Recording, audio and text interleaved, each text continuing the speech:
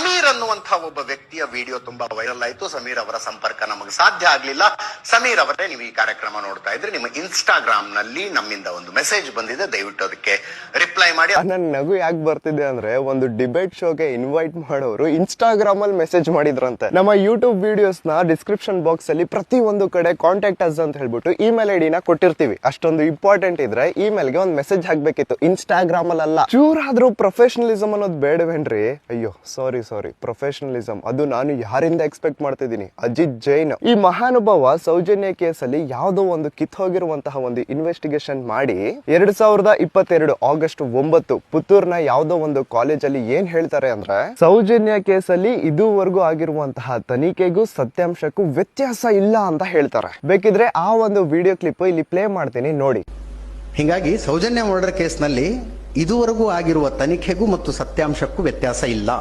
ಇದುವರೆಗೂ ಆಗಿರುವ ತನಿಖೆಯಿಂದ ಹೊರಬಂದಿರುವಂತಹ ಸತ್ಯಕ್ಕೂ ತನಿಖೆಯಿಂದ ಹೊರಬಂದಿರುವಂತಹ ಅಂಶಕ್ಕೂ ಸತ್ಯಕ್ಕೂ ವ್ಯತ್ಯಾಸ ಇಲ್ಲ. ಸೊ ಅಜಿತ್ ಸರ್, ಸೌಜನ್ಯ ಕೇಸಲ್ಲಿ ಅಧಿಕಾರಿಗಳ ತನಿಖೆ ತುಂಬಾ ಚೆನ್ನಾಗಿ ನಡೆದಿದೆ, ತನಿಖೆಯಲ್ಲಿ ಹೊರಗೆ ಬಂದಿರುವಂತಹ ಅಂಶಕ್ಕೂ ಸತ್ಯಾಂಶಕ್ಕೂ ವ್ಯತ್ಯಾಸನೇ ಇಲ್ಲ ಅಂತ 2022ರಲ್ಲಿ 3 ವರ್ಷದ ಹಿಂದೆ ಒಂದು ವೇದಿಕೆಯಲ್ಲಿ ನೀವೇ ಹೇಳಿದ್ರಿ. ಆದ್ರೆ ಈಗ ಮೊನ್ನೆ KV ಧನಂಜಯ ಸರ್ ಜೊತೆಗೆ ನೀವೊಂದು ಲೈವ್ ಡಿಬೇಟ್ ಅಲ್ಲಿ ಏನ್ ಹೇಳ್ತೀರಾ ಗೊತ್ತಾ? ಇಲ್ಲ, ಸೌಜನ್ಯ ಕೇಸಲ್ಲಿ ಅಧಿಕಾರಿಗಳು ಸರಿಯಾದ ತನಿಖೆ ಮಾಡಿಲ್ಲ, ತನಿಖೆಯಲ್ಲಿ ಬಹಳಷ್ಟು ಲೋಪದೋಷಗಳಿದಾವೆ ಅಂತ ನಿಮ್ ಬಾಯಲ್ಲಿ ನೀವೇ ಹೇಳಿದಿರಿ. ಸೌಜನ್ಯ ಪ್ರಕರಣದಲ್ಲಿ ತನಿಖೆ ನಡೆಯಲಿಲ್ಲ ಸರಿಯಾಗಿ ಅಂತ ಹೇಳ್ತೀನಿ.